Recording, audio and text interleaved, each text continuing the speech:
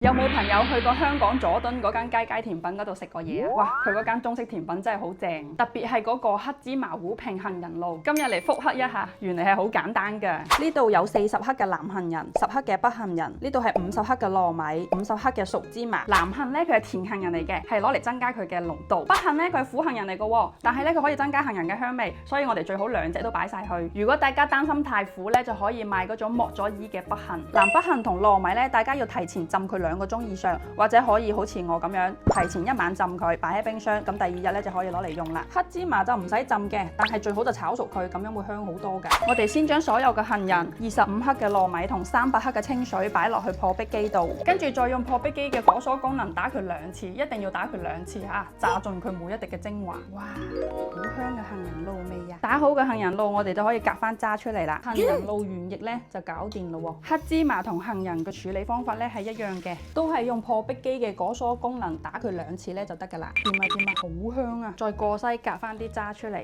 杏仁漿同埋芝麻漿都已經打好啦，而家就可以將佢哋煮滾啦。甜度咧，大家可以根據自己嘅口味去調節。呢度最好一路煮一路攪佢啊，如果唔係佢好容易黐底嘅。煮滾咗佢起泡泡咧就得㗎啦。芝麻部分同杏仁部分係一樣嘅，要一路煮一路攪。芝麻糊咧佢係越煮越黑嘅，真係好香嘅芝麻味啊！最後再將佢哋溝埋一齊咧就 OK 啦。呢度1份量咧係啱好做2碗嘅，先試下杏仁嗰部分先。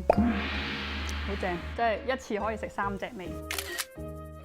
個關注啦！